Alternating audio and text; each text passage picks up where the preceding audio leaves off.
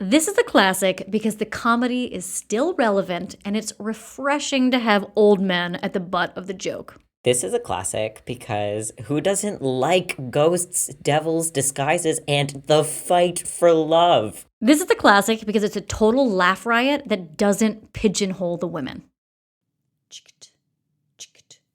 This is our history. This is our legacy.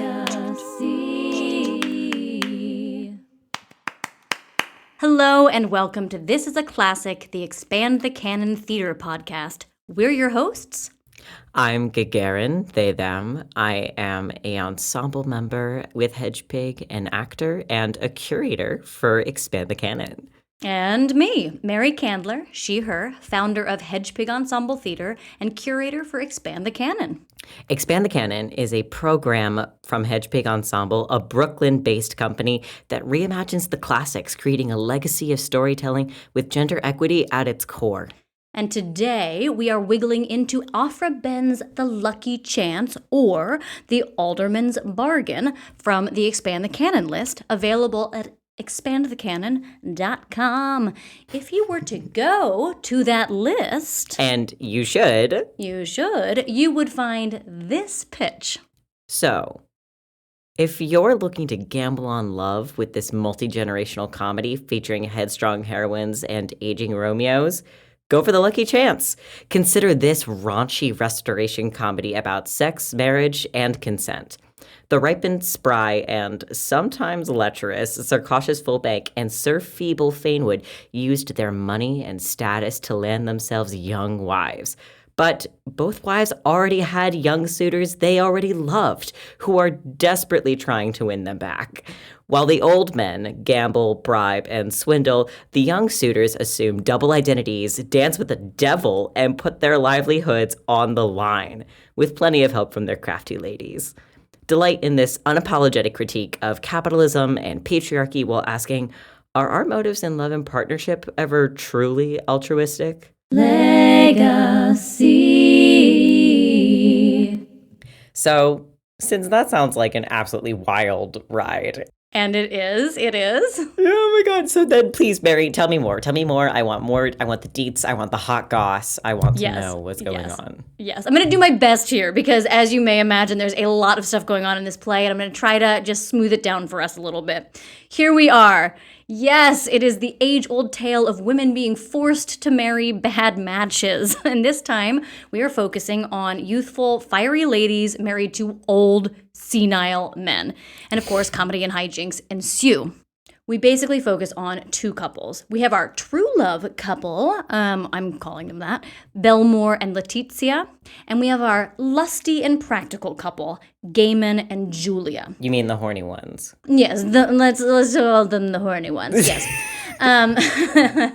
Very sex-positive comedy. Yes. The problem is that each of these women is either married to or promised to an old creeper, basically. So Letizia is about to be married to, wait for it, Sir Feeble Fainwou'd, an alderman. Which, that's so definitely like a dick joke. It is a great dick joke, and it just happens over and over and over again. Sir Feeble Fainwou'd. Oh, it's so me. feeble. It really, really kills me. So we've got that couple. We've also got Julia, who is already married to Sir Cautious Fulbank, a banker. Pretty straightforward there. So we learn that Belmore and Letizia were in for real love, and they were engaged to one another and all those roses and hearts and whatever. And through some mishap, Belmore was accused of a crime he did not commit, and he was exiled. So he's out. And he's out there trying to get his pardon, trying to fix this all. But somehow a report comes back to Letizia that Belmore has been hanged. Oh, so one thing that I do love so much about this is a little detail is that when Belmore comes back and finds out that he Leticia thinks he's dead, his friend Gaiman tells him that the reason they think he's dead is because apparently he killed a cheesemonger in Holland, which they consider to be a king. So he was hanged for killing a king.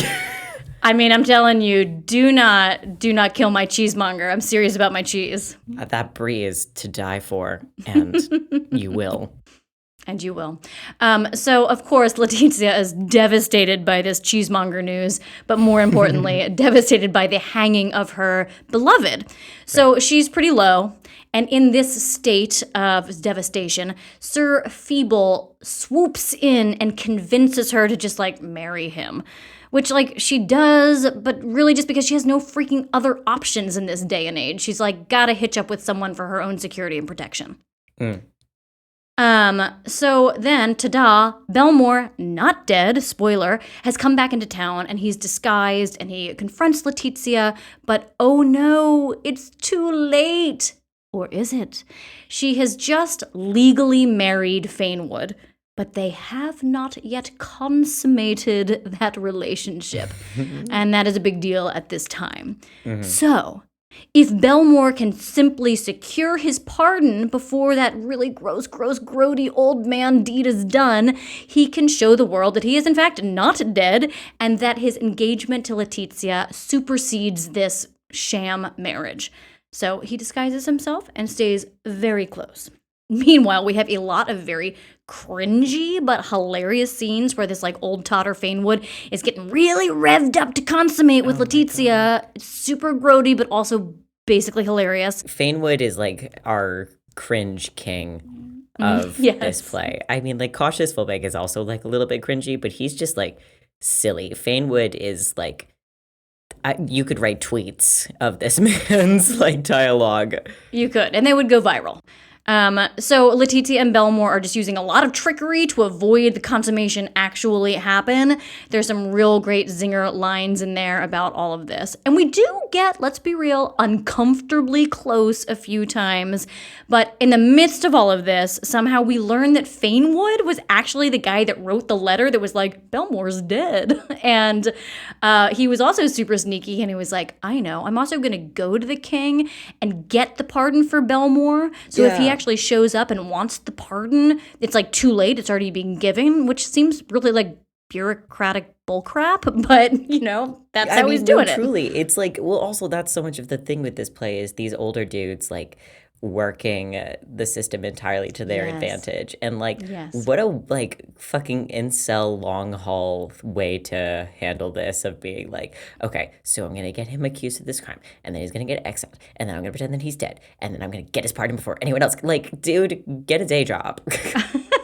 I know. And also just like, you know, old white men using the system to their advantage. That doesn't happen anymore. Oh no, everyone is equal. It's sunshine and daisies. Yes.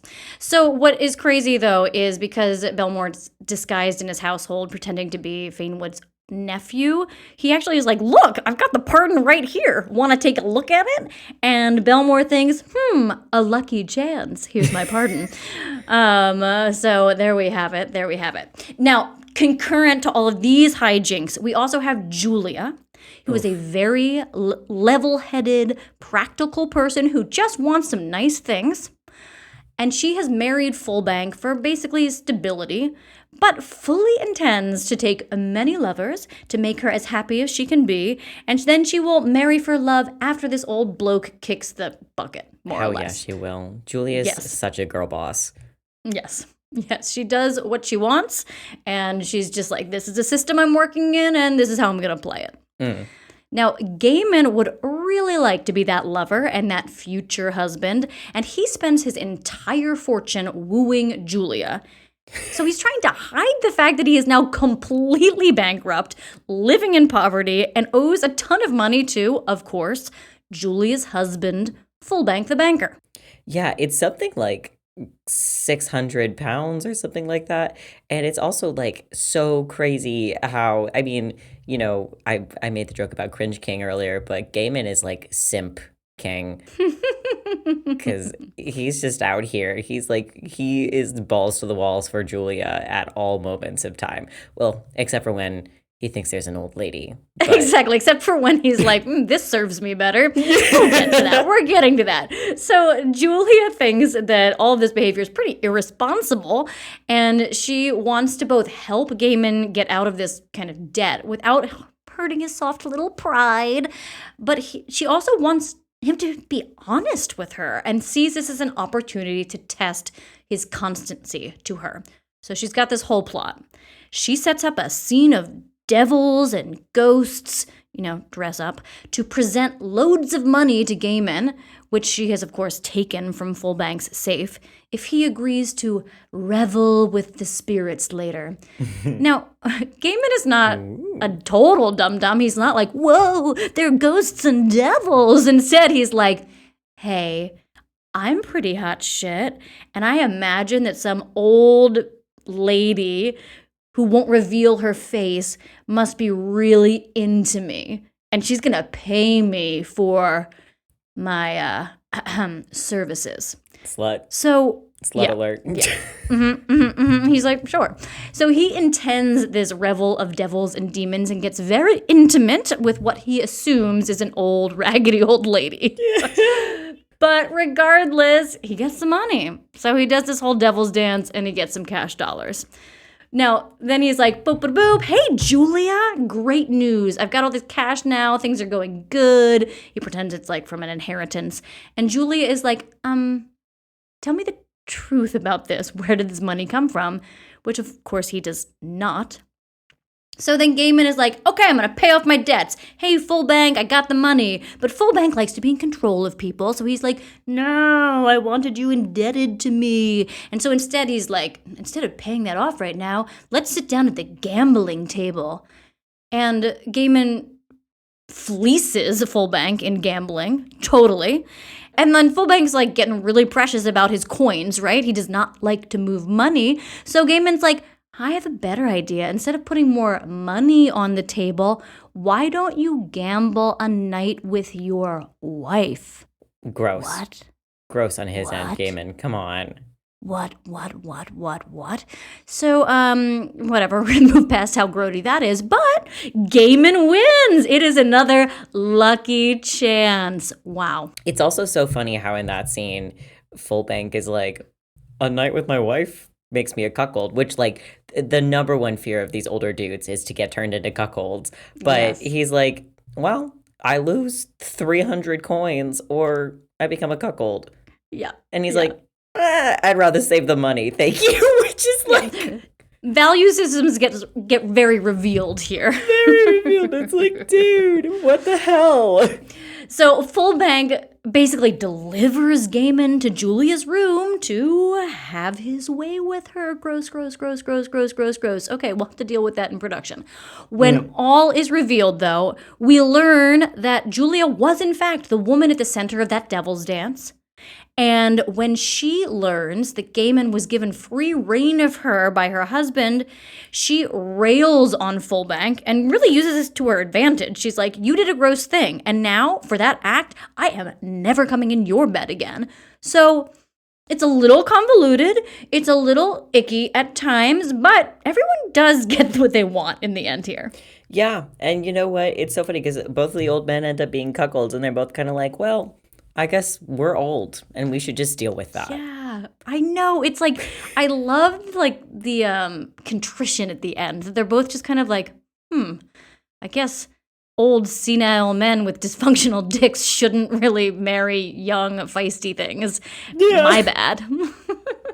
So that's basically it. A couple other things that I wanted to note is that we've got another character, Diana, who I didn't mention in this. She's also a complete badass, and her plot is also really full of agency and confidence, and you should absolutely read the play to meet her. I also want to side note that while this play focuses on kind of three couples, cuckoldry, and forced marriage, there are truly some killer comedic scenes for the two old dudes.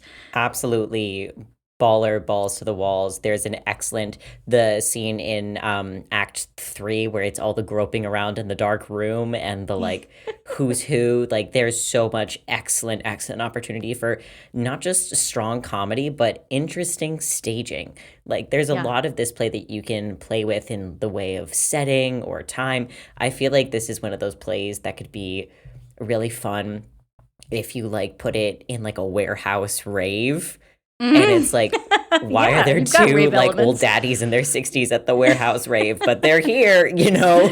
Yeah, truly, truly, truly. So if you've got two older comedic actors in your company who are open to comedically humiliating themselves, this is going to be a real hit. Yeah. Something I do want to mention, and I said briefly something about this in the plot, is like so many plays of this time, issues of consent really don't hold up to contemporary scrutiny. And this really does need to be handled thoughtfully, especially in scenes between Julia and Gaiman where they are getting intimate without knowing with whom they are getting intimate. I do think that this play gives some opportunities to deal with that in a way that isn't super cringy to a modern audience. And in comparison to many other kind of sex comedies of this time, I think this play, it gives you an opportunity to deal with it thoughtfully and just move on in a way that that works today. Yeah, I agree. And also, you know, if you look in the grand scheme of Behn's work and her themes of consent or lack thereof in many of her other works, like, you know, when we talk about The Rover and those kinds of plays, this one is by far, I think, the most, well, it's not G-rated, but it's G-rated in terms of bad interaction with consent. Yeah. I mean, Behn writes sex plays at a time where, like, it's amazing that a woman playwright, and we'll talk about how she was potentially the first professional woman playwright, she's just, like, putting sex on stage, and let me tell you, it upset a lot of people. Oh, yeah. People did not want to see the girlies get it, and Behn was only ever about the girlies getting it. Legacy. There are a lot of things about this play that make it so strong and such a great opportunity for, you know, your restoration comedic comedy. I think one thing about this play that, like, it was so funny because when I first started reading it, the pacing is incredible. Every scene, there are laughs, there are turns, and she does a really, really good job of balancing the amount of stage time between Belmore and Leticia and Gaiman and Julia. So you're getting a good amount of both plot lines. So they're always interchanging and it's always being kept interesting. And then you also have the great job of Diana's B plot to just help amp up the pacing and the stakes of the events. I really, really agree. It's a very well-structured play. And I also want to shout out right now that we have a cut of this play on our website that Emily Lyon, our artistic director, created that really just helps streamline some stuff, you know, gets rid of some of the antiquated language that doesn't land anymore today.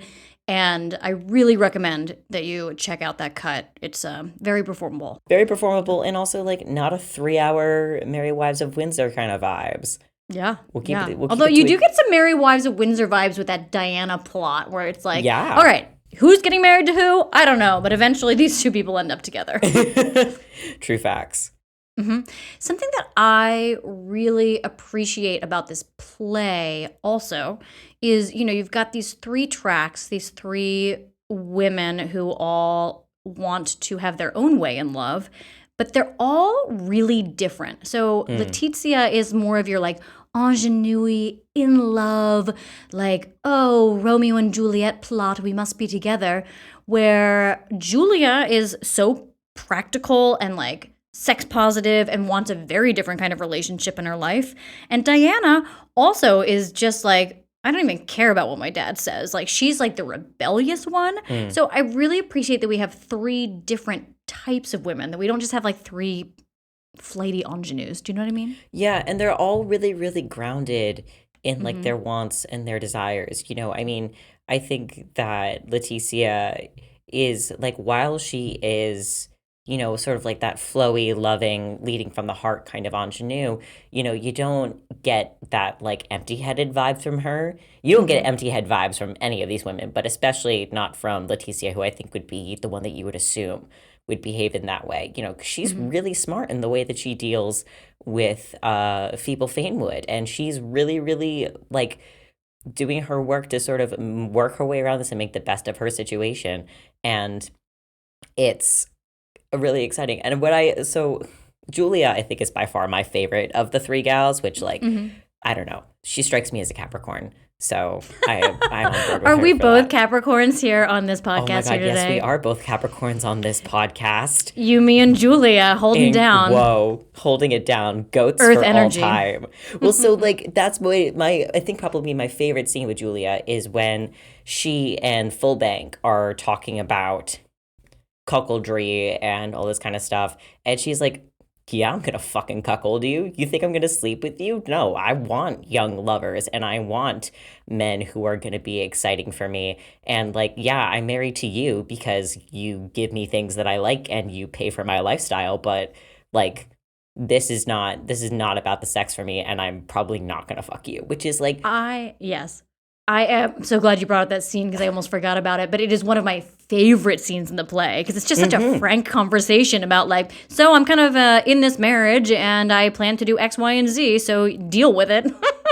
yeah, which is so badass and also like so good for her. And the way that also that she like just makes gay men run around in just circles chasing after her is so much fun to watch, I think, because like if anything, Gaiman is like the empty-headed bimbo of this cast. Well, also Feeble Fainwou'd, but he's empty-headed in a different way.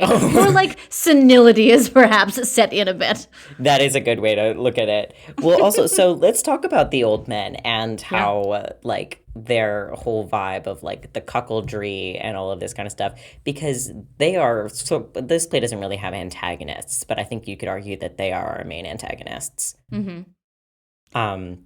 And so like we mentioned in the beginning about how this play is also sort of a comment on capitalism and class, and I think it's really interesting to watch the way that money, very similar to sort of like the level of power that these old men have, is empty.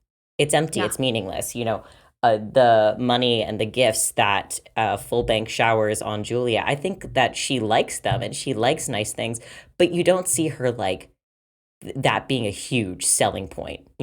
She would just rather have like a steady way of being. And also it's like gay men never has money, and Belmore never really seems to have money either. It's this whole idea of like all the power and the will being concentrated towards old men. I mean, you had Feeble going behind everyone's backs and manipulating the bureaucracy to get Belmore's pardon, and then you have Fulbank, who is manipulating everyone with all of these monies and these debts because there's also like the serving men, there's like also like there's like a few lines that are thrown in there about how Fulbank sort of has like all of these people in his pocket because he's got so many people indebted to him as the banker. And like that this is the way in which these men control people, but ultimately it doesn't actually earn them anything because they lose at the end. They lose their wives, they still have all their money, but like they're clearly not as happy. It's all about ownership, it seems like, like who do they own? What do they own? The treasures, the people, what have you. And ultimately they have to start ranking what they value. And we learn where Julia is on that ranking. She's definitely behind the silver chest. Oh, yeah, definitely.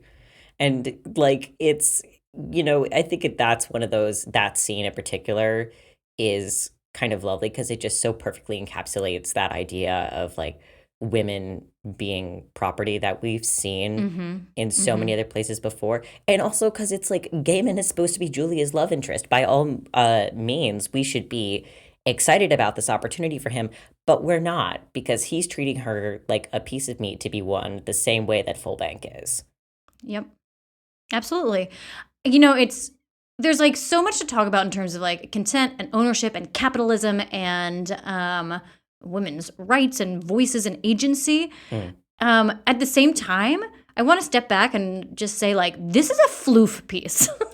This True piece facts, is a yeah. hilarious floof comedy. So that's also what's exciting about it, because it's a floof comedy where you actually have some backbone to it at the same time. Yes, no, totally. I mean, we can really get into the serious aspects of the themes in this play, but Aphra Behn does a really lovely job of having them kind of like float on the undersurface, because that scene with the dice and the betting on Julia is actually really funny too, because she also comes over and is like, "What are you guys doing?" And they're like, "Nothing." Yes. Absolutely nothing. And It's fine. Nothing to see here. Truly. And like everyone has their opportunity for comedy. Gaiman has lots of opportunities for comedy. Also We've for talked coming, about. but Yes, I know. I was like, babe, Gaiman's coming. Oh, he's trying. And like Julia is funny, but then there's also like all of these little side characters. The world of this play is incredibly rich. yeah, I think it's a really satisfying read. I will say I just want to see it on stage now. Oh. I have not had the opportunity to see this on stage. Could you be that opportunity? I think you can, dear listener. Get it Dear going. listener, do it. Get these bad boys out there. Please stop doing The Rover and do this play instead.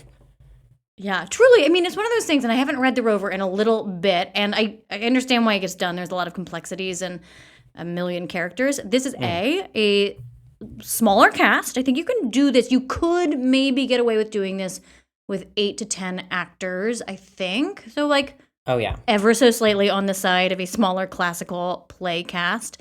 And it's hilarious, and you don't have to deal with like jokes about rape, like I think is what you have to deal with in The Rover all the time.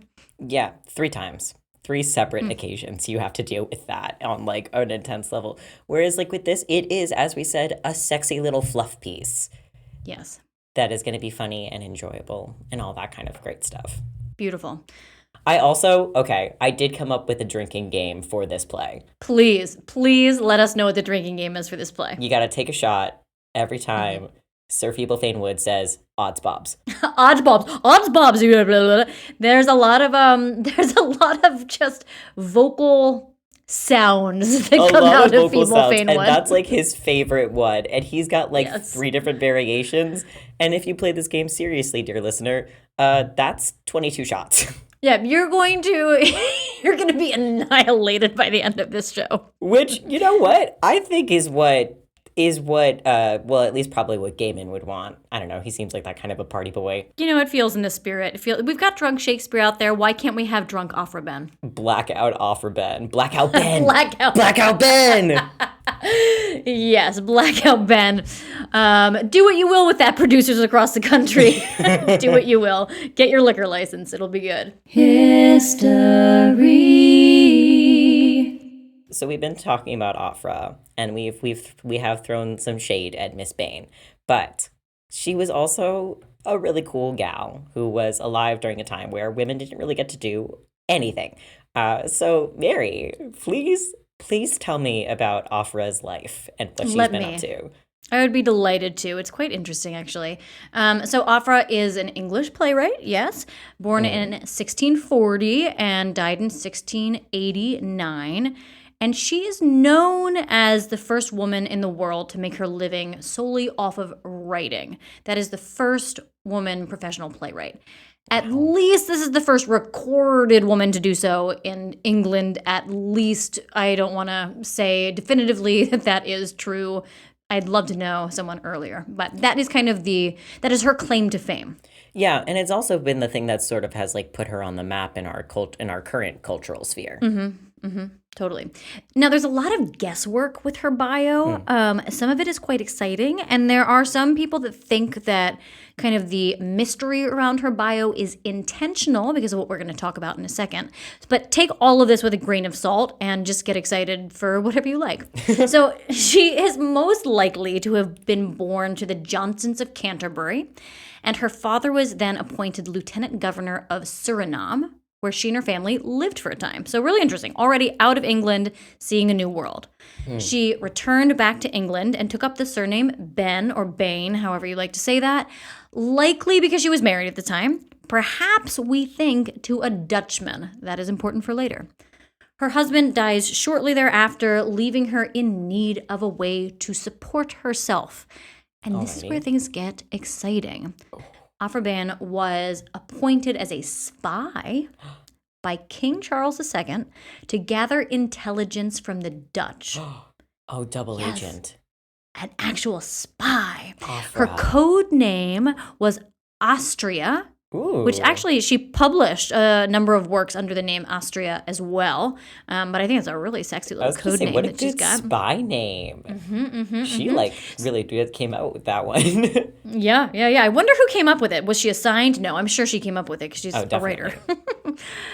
So King Charles paid for a trip for her to go to Antwerp for the spying, specifically to turn a Dutch spy into a double agent for England.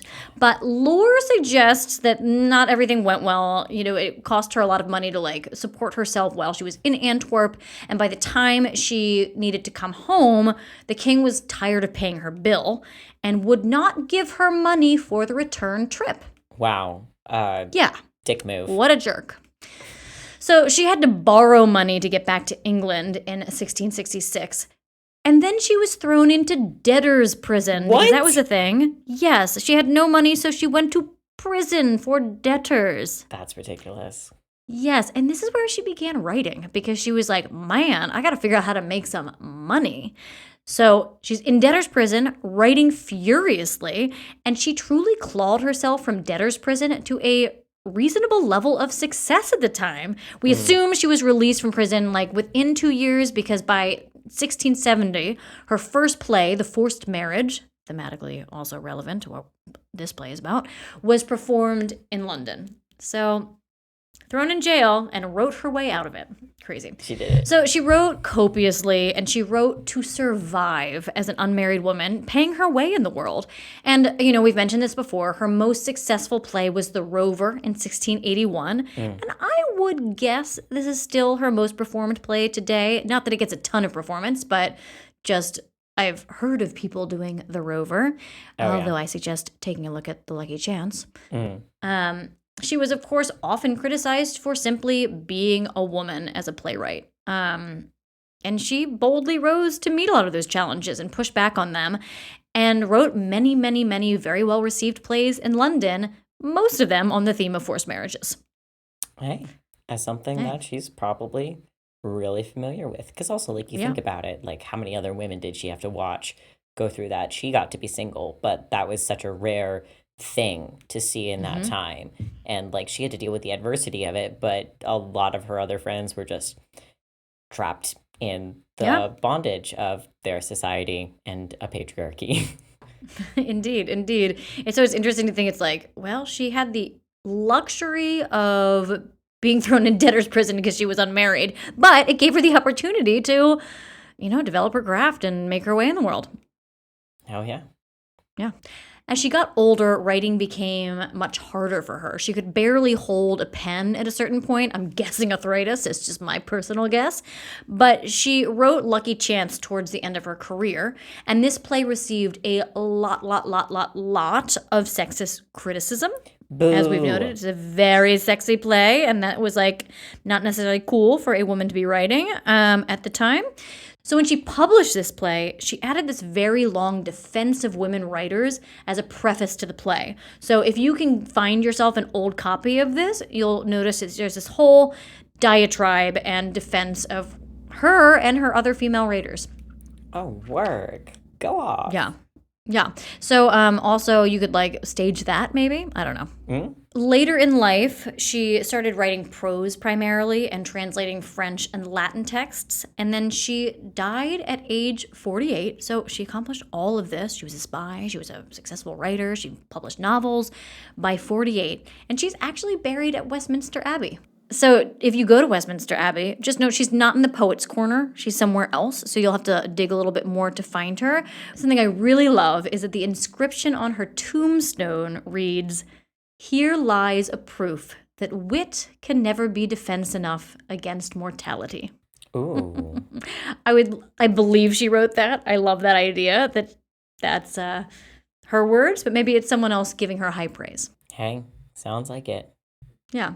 So posthumously, her work was not considered great literature by the gatekeepers that be for quite a long time. Her work was considered to be pretty light and lewd, and again, as I've said a million times, made some folks very uncomfortable to see women's pleasure on stage, which she did not shy away from.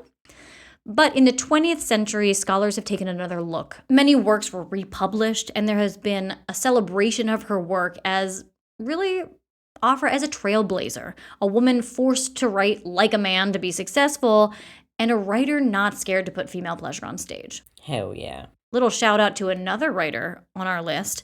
Scholar Edmund Gross remarked that she was the George Sand of the Restoration. Oh. Liking it. So go check out our George Sand on the list as well. Excellent play.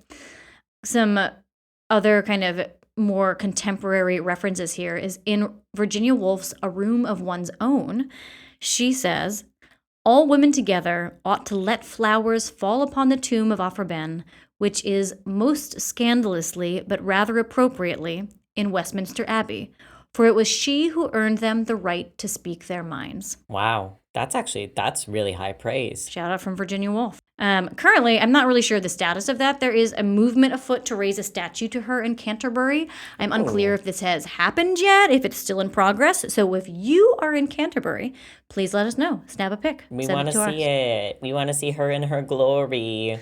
So that's Aphra Behn. I mean, a trailblazer, a spy, a sex-positive writer. A girl boss if there ever was one. Indeed. Beautiful. I feel like a piece of this is just going to turn into me calling, you know what? No, not all of our playwrights are girl bosses. But Aphra Behn is definitely in that category, I think. Indeed. Everyone has to have a tagline on this podcast. So if yours is girl boss, cool. Girl boss. So here is a recording from our filmed scene from The Lucky Chance performed by me as Gaiman and Rachel Schmeling as Julia. How now? What? Departing? No, you are going to the bride chamber. No matter. You shall stay. I hate to have you in a crowd. Can you deny me? Will you not give me one lone hour in the garden? What? And tantalize each other with dull kisses and part with the same appetite as we met? No, madam. Besides, I have business. Some assignation? Is it so, indeed? Away! You cannot think me such a traitor, no. 'Tis most important business. 'Tis too late for business. Let tomorrow serve. Nay, madam, the gentleman is to go out of town. Rise the earlier then. But, madam, the gentleman lies dangerously sick, and should he die... 'Tis not a dying uncle, I hope, sir. The gentleman a-dying, and to go out of town tomorrow. Aye, madam, in a litre. 'Tis his fancy. Change of air may recover him. So may your change of mistress do me. Sir, farewell. But stay, Julia! Devil, you shall tempt me no more. I'll love and be undone. But she is gone, and if I stay, the most that I shall gain is but a reconciling look or kiss. No, my kind goblin, I'll keep my word with these, the least evil. Though a tantalizing woman is worse than devil. You can find a film scene from this play on our website featuring me and Rachel Schmeling, directed by Raphael Massey. Special thanks to our director of photography, Jenny DeRosiers, sound designer, Stephanie Coriatis, and production stage manager, Jessica Fournier. A special thank you to Stephen Beck for his editing prowess on this episode of This is a Classic. Thank you for joining us for our The Lucky Chance by Aphra Behn episode of This is a Classic, the Expand the Canon podcast. Learn more at expandthecanon.com. If you believe in the importance of expanding the canon, please give us a 5-star review and subscribe to this podcast. And then hit the share button and forward it along to a friend, colleague, or professor. For info on what's up next, you can follow us on Instagram At Hedgepig Ensemble Theater and Facebook, / Hedgepig Ensemble Theater. or join our mailing list at hedgepigensemble.org. You can also support this effort by donating at the link in the comments below. Again, I'm Gagarin. And I'm Mary. Bye-bye. Thank you.